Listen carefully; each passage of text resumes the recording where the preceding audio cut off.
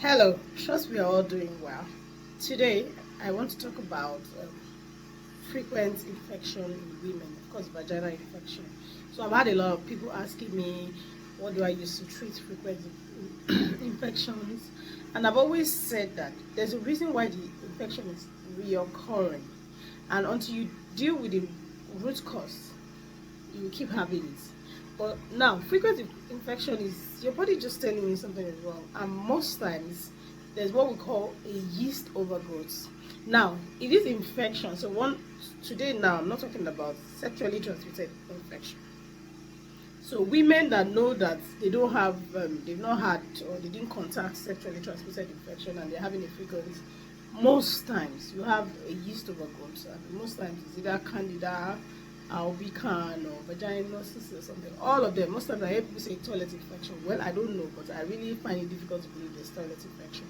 What really exists is a yeast overgrowth, which happens when, so in our guts and even in our vagina area, we have good bacteria that are supposed to be guarding the place and keeping the pH of that place in a healthy state. So what do we do that now tamper with those things? So for the ones around the vagina, sometimes we are using harsh soap or perfumed soap. And sometimes we have all these Dutch or Douch or something they say for cleaning your vagina. Most times you're harming your vagina more. So the vagina, just use water and clean and you're good. It has its own natural protector. So most times when you wash, especially medicated soap, you kill those bacteria that are supposed to be protecting the place, and then you leave it open. That's one. Then two, in our gut we have both good and bad bacteria. When our bad bacteria is more than good bacteria, they start having some of these symptoms like this vaginal infection. For some people, bloating and all of that. So how do we get to that point where we have a yeast overgrowth? Of course, it's your habit. So sugar, if you're eating a diet that is rich in simple sugar or sugar, these yeasts, they feed on sugar. So you want to cut that down. You also are eating a diet that is not rich in fiber. That would also cause that. Now, other things that causes it, like I said, if you are using, antibiotics, if you are one that is frequently using antibiotics, yes, because, okay, you have a cold, you use antibiotics. Because what's the meaning of antibiotics as a matter? Well, antibiotics means anti-life.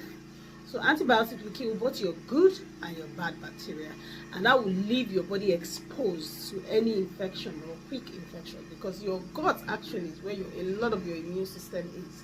So even that microbe, that stomach flora state is part of your immune system. So when it's tampered with, then of course you're exposing your body to attack, and then there are no armies to fight. So that's one of the reasons. Then also, when we wear tight pants, tight or underwears that are not cotton, this can also cause this frequent infection. And another important thing that causes it is stress. So when there is stress produces cortisol, and then an excess of that or continuous production, because you're exposing your body to attack, and then there are no armies to fight. So that's one of the reasons. Then also, when we wear tight pants, tight or underwears that are not cotton, this can also cause this frequent infection. And another important thing that causes it is stress. So when there is stress produces cortisol, and then an excess of that or continuous production of cortisol will weaken your immune system. That means your immune will not be able to fight an infection easily. So you want to also, like I always say, always make sure that you are dealing with the stress. Don't just leave your body to continue to be in that state of stress, because these are things that weaken your immune system and exposes you to attack. And lastly, when a woman has an hormonal imbalance issues, like when there's an excess of estrogen and deficiency in progesterone, you can have that kind of infection or recurring infection. So you want to check all of these things and find out what is really causing your own infection. So now, some people will say, okay, so now that this is happening to me, how do I treat this? So like I said, your diet has played a role, so you have to have some dietary adjustment. Of course, you have to cut down on sugar, processed food, and simple sugar. Begin to eat food that is rich in fiber. So that means you want to eat a lot of vegetables, you want to do whole grains, you want to eat original food that are rich in fiber. You also want to include bitter and sour foods. Yes, because right now you need to get that gut healed. So you need to get some bitter food and all that. Then another very important thing that you need to take is probiotics. So if you can get probiotic tablets or capsules, that's good. But what's probiotic? Probiotic most times is just our fermented food. So from our fermented food, you can get your probiotic effect. Some of the fermented food, of course, in this part is yogurt. We say omiogi. That's pap water. I guess you don't know what that is. So, because I'm trying to find a better English word for it, but right now I can't. So it's just pap water, and then omiogi.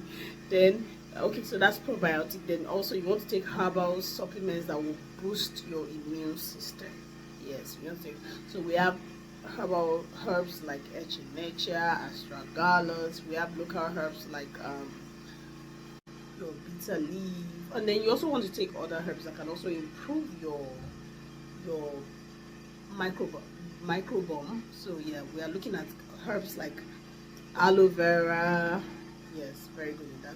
You're also looking, yes, garlic, ginger. Then we have food like tiger nuts too. Yes, food that are prebiotic. They can also feed. So prebiotic is the food what feeds the good bacteria. So instead of not probiotic is the bacteria itself. Pre is the food that feeds the probiotic. Yeah, that feeds the probiotic. So you can eat food like tiger nuts. Yeah, just eat food, good food like garlic, ginger. Yes, I mean more. If you want to know more, or you have this kind of situation and you need an expert to talk to, actually, you can reach out to me. I can help you. So I hope that I've been able to answer the questions that come off with this infection issue. So I wish you guys all the best. Try to do all the adjustment and also cut down on stress, and don't run to antibiotic unless it is very necessary. Yes, unless it is very necessary. If you are having that situation like frequently and you want a one-on-one, treatment or one-on-one consultation with me, I'm available. You can reach me out and we'll have it, and I'll give you a long-lasting and effective solution. Thank you for watching. Bye.